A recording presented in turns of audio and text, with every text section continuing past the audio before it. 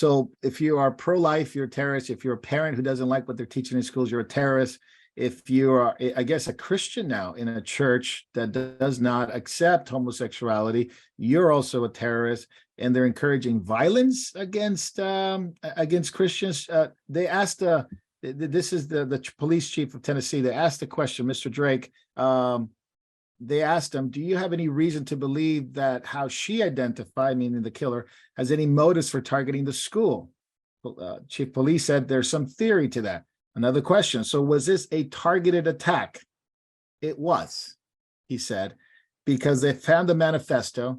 They're still looking through the manifesto. Now, we will probably never see the manifesto, They won't honestly. publish it. If they publish it, it's going to be because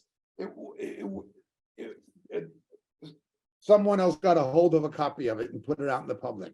They don't want to address the manifesto. Jacob, two questions. Is it now time for Christian pastors, leaders, church believers in America to acknowledge the fact that there is open persecution against believers today?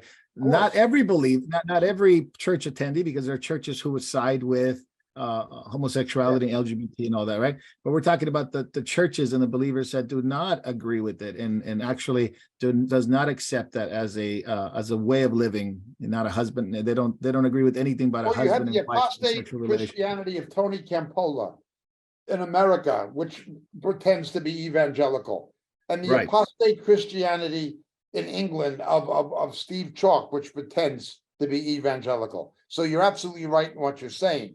The Church of England has now gone with the homosexual marriage agendas. It's what you say. Many people claiming to be Christian, even claiming to be born again Christian, would certainly go along with it. But yes, persecution is here.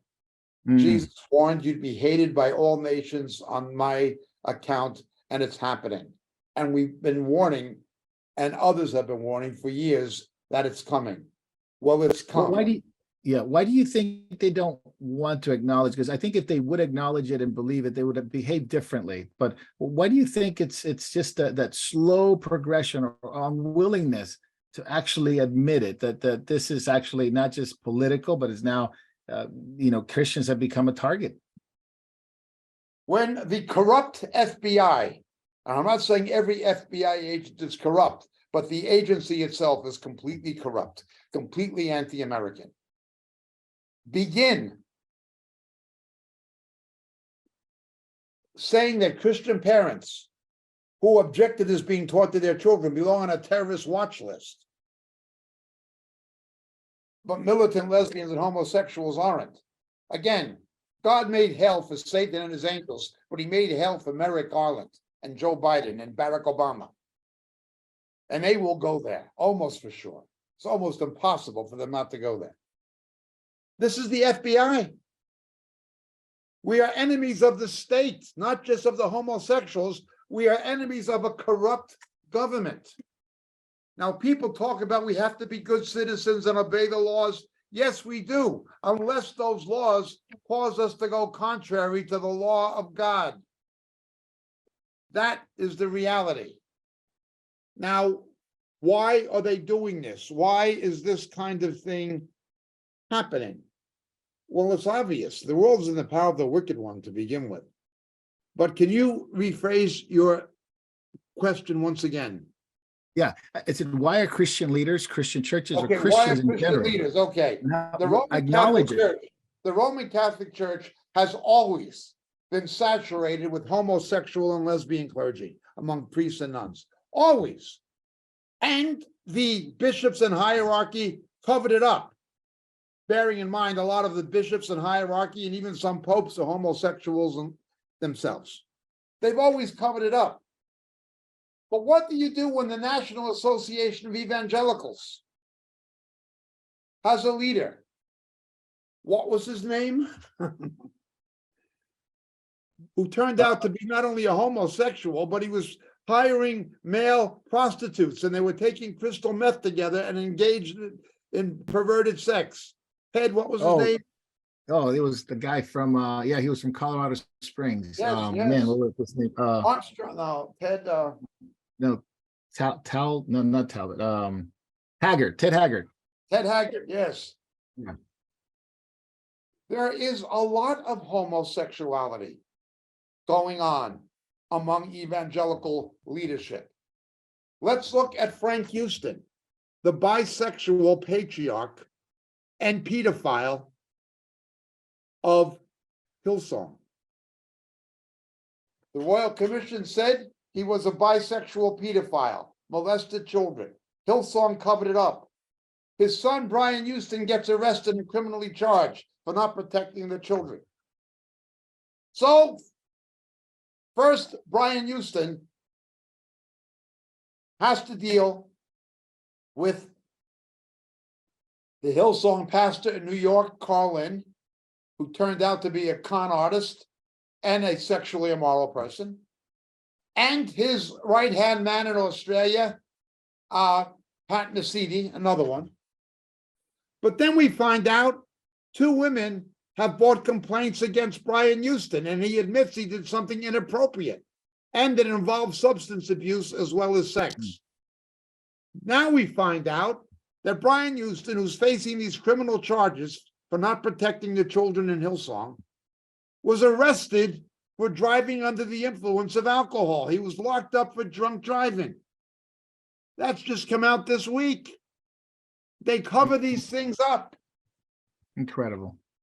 You know, his father was a bisexual pedophile. That is the patriarch of Hillsong. And yet, millions and millions of people followed Hillsong. Didn't matter that they were into T.D. Jakes and all these heretics and false teachers. That didn't matter. Now, interestingly, Hillsong is being investigated by the Australian government for $80 million in tax fraud and money laundering.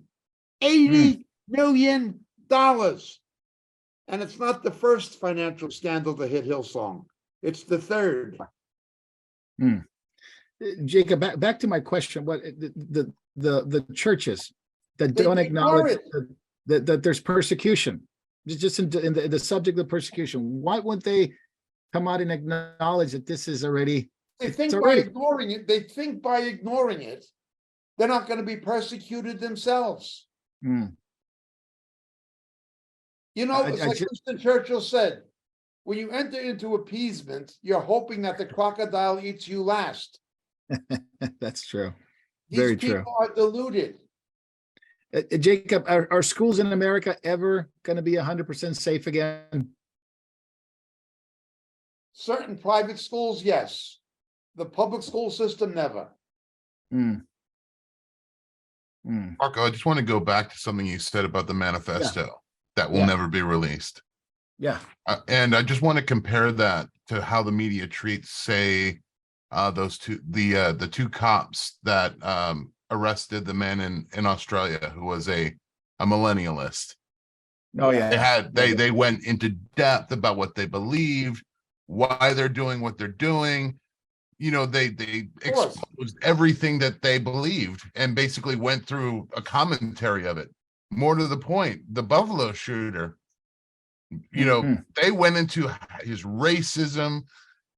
They promoted his manifesto. But again, let's look at who protected class is. It's not innocent children in a Christian No. school. It's a transgender that they're afraid of backlash there. But they're not afraid of kids being shot in a school. That's right. Absolutely. You're 100% right. And it's a very sad situation, but this is where we are as Christians in the nation, whether it's Australia, whether it's the UK, whether the US. Jacob, more and more division. I mean, ultimately, Davey, you wanted to comment a little bit about the Day of Vengeance. I was just going to say about the Day of Vengeance. It's kind of like they have rights in the US. They have rights in the West. Why don't they pick a country where they have no rights whatsoever, like Yes. Saudi Arabia or Nigeria or Iran? Oh, yeah. Yeah, you're not allowed to ask those questions because it's too logical, too reasonable. And in a day and age where there is no logic and no reason, you have these kinds of, glaring hypocrisy.